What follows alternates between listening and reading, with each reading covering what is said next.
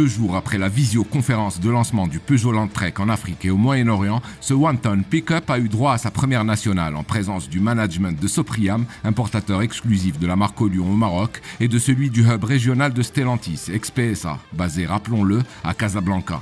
Au programme, présentation en présentiel de ce pick-up dont le développement a eu lieu en grande partie au Maroc, ainsi que nous l'explique Badreddin Mansouri, ex-directeur de marque Citroën chez Sopriam, aujourd'hui en charge du développement des pick-up et des projets industriels knockdown du groupe Stellantis.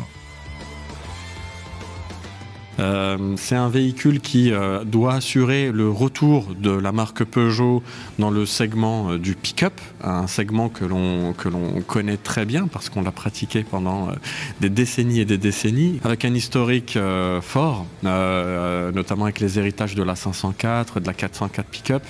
Donc un véhicule sur lequel on a beaucoup misé en recherche et développement. Et la nouveauté, et ça je pense que c'est une vraie fierté pour le Maroc, c'est que les équipes de recherche et développement du groupe PSA, ex-PSA, maintenant Stellantis, ont fortement contribué au développement de ce véhicule. Donc, à travers le Morocco Technical Center qui est basé à Casablanca, il y a eu des roulages faits sur des milliers de kilomètres. Nos équipes ont participé au test et à la validation qualité de ce véhicule. Et ça, c'est une vraie fierté, je pense, pour le Maroc, mais aussi pour toute la région Moyen-Orient-Afrique, parce qu'on a mis en avant nos talents, les talents locaux, et qui ont permis, avec leur savoir-faire, de permettre à ce type de véhicule très abouti d'arriver sur le marché. Annoncé comme étant le digne successeur de l'iconique et ultra-robuste 504 pick-up, le Landtrek ne manque pas d'arguments. Chiffres à l'appui, nos hôtes nous ont démontré qu'ils n'avaient rien à envier au dur à cuire du segment auquel ils s'attaquent, à savoir les pick-up japonais en matière de charge utile, de capacité de traction et de franchissement ou encore de coût d'exploitation. Avec sa charge utile pouvant atteindre 1,2 tonne et sa capacité de remorquage maximale de 3,5 tonnes, ce Landtrek semble avoir été programmé pour se tailler, sinon la part du lion, du moins une belle part du gâteau. Sur notre marché, il ambitionne de grimper sur le podium dès sa première année de commercialisation.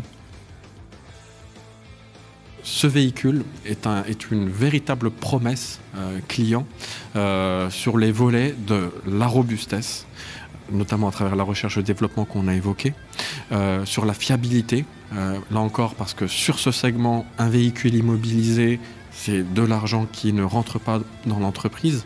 Donc des sujets sur lesquels on a travaillé très fortement. Il y a eu des publications indépendantes récemment, encore il y a quelques jours, sur la valeur résiduelle potentielle de ce véhicule, sur son acceptation par le monde professionnel, qui ont été dithyrambiques, qui ont été très forts.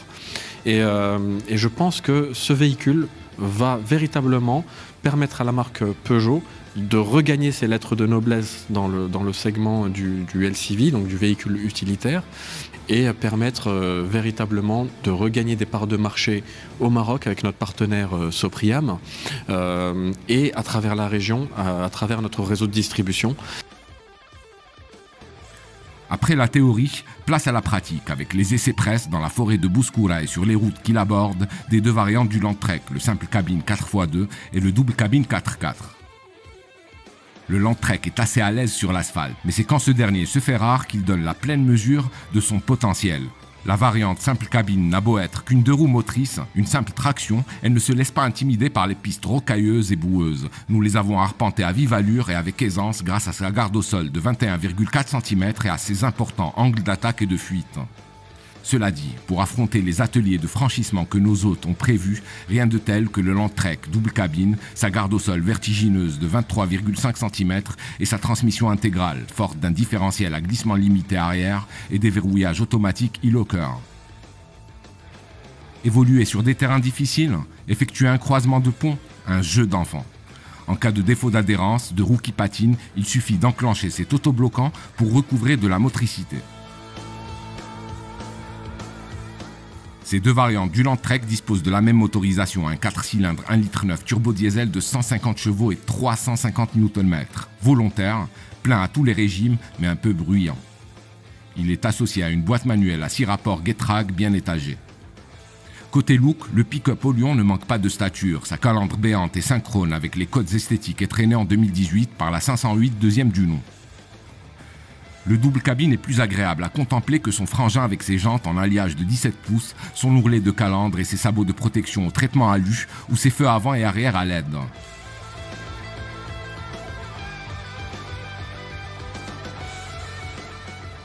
Même constat à l'intérieur, alors que le simple cab ne cache pas ses velléités professionnelles, le double cab s'offre une ambiance bourgeoise et sur la plus huppée des deux finitions dont il dispose, dénommée Active, une dotation de série de SUV compact, ou presque. Il hérite entre autres d'une caméra HD, d'une clim auto Bizone et d'un système d'infodivertissement doté d'un écran tactile central de 10 pouces et compatible Apple CarPlay et Android Auto.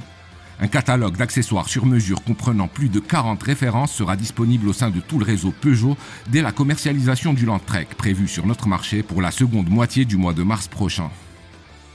La grille tarifaire du nouveau Peugeot Landtrek débutera à 212 910 dirhams. La version double cabine à transmission intégrale s'affichera pour sa part à partir de 299 910 dirhams et il faudra consentir une rallonge de 20 000 dirhams pour partir au volant du très séduisant Landtrek Active.